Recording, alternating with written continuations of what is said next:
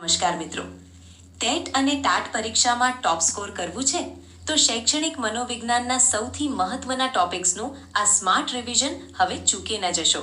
સાદા શબ્દોમાં કહીએ તો માનવીના વર્તનનો અભ્યાસ કરતું વિજ્ઞાન. યાદ રાખો, મનોવિજ્ઞાન પહેલા તત્વજ્ઞાનની એક શાખા હતી. વિલિયમ વુન્ટે, જેમણે 1889માં જર્મનીમાં પ્રથમ પ્રયોગશાળા સ્થાપી, તેમને આધુનિક મનોવિજ્ઞાનના પિતા માનવામાં આવે છે. બુદ્ધિના સિદ્ધાંતો, ઇન્ટેલિજન્સ થિયરીઝ. પરીક્ષામાં અહીંથી પ્રશ્નો વારંવાર પૂછાય છે. ચાલો સરળ ઉદાહરણથી સમજીએ. એક ઘટક સિદ્ધાંત, બિનેટ. બુદ્ધિ એક અખંડ એકમ છે, જેમ કે આખા ક્લાસમાં એક જ લીડર હોય.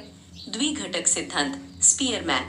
બે ફેક્ટર છે, જી સામાન્ય જનરલ અને એસ વિશિષ્ટ સ્પેસિફિક. ઉદાહરણ, ગાયક બનવા માટે સામાન્ય સમજ જોઈએ, પણ સૂરની સમજ એ તેની વિશિષ્ટ શક્તિ છે.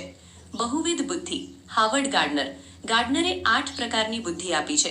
જેનું ગણિત સારું હોય તેની પાસે તાર્કિક બુદ્ધિ છે, પણ જેનું ડાન્સ કે સ્પોર્ટ્સ સારું હોય તેની પાસે શારીરિક ગતિલક્ષી બુદ્ધિ છે. શિક્ષણના સિદ્ધાંતો, લર્નિંગ થિયરીઝ. બાળક શીખે છે કેવી રીતે? આ માટે 3 વૈજ્ઞાનિકો ખાસ યાદ રાખવા. 1. પાવલોવ, શાસ્ત્રીય અભિસંધાન, કૂતરા પર પ્રયોગ. ઉદાહરણ, શાળામાં બેલ વાગતા જ બાળકો દફતર ભરી લે છે. અહીં બેલ એ ઉદ્દીપક છે અને બેગ ભરવી એ પ્રતિચાર. સ્કિનર, કારક અભિસંધાન, ઉંદર પર પ્રયોગ. મહત્વનો મુદ્દો, સુદ્રઢક, રીએન્ફોર્સમેન્ટ.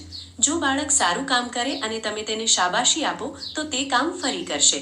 થોર્નડાઇક, પ્રયત્ન અને ભૂલ. બિલાડીકર પ્રયોગ.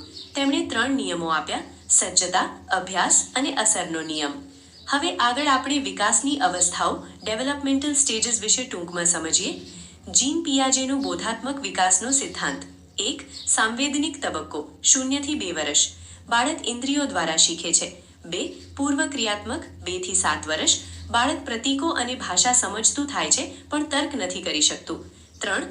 મૂર્ત ક્રિયાત્મક, 7 થી 12 વર્ષ. જે નજર સામે છે તેના વિશે તાર્કિક વિચાર કરી શકે છે. 4. અમૂર્ત ક્રિયાત્મક, 12 વર્ષથી ઉપર.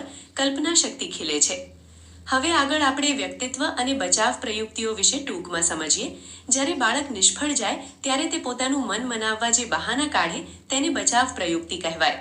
યોજકીકરણ, રેશનલાઇઝેશન, એટલે કે દ્રાક્ષ ખાટી છે, એટલે કે સફળતા ન મળે તો ધ્યેયમાં જ વાંક કાઢવો.